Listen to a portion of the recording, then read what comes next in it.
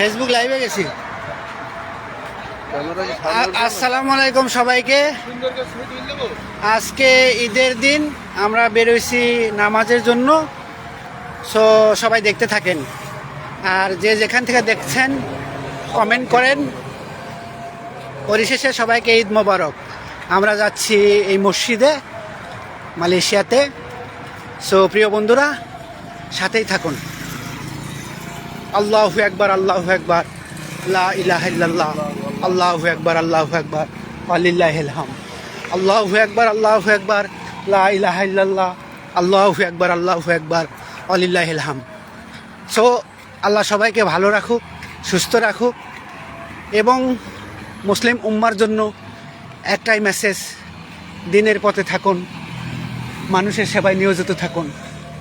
পরিশেষে আলম ভাই কিছু বলবেন? না ভাই, মনটা ভালো না আমার। শর্টকাট করে দেব। হ্যাঁ, শর্টকাট করে এখন ভালো লাগে।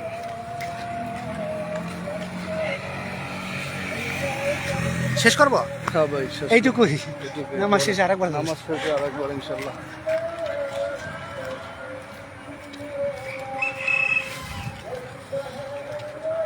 কিছু বলবেন? না ভাই, আসিফ কিছু বলো, বলো পরিশেষে সবার জন্য কিছু বলো।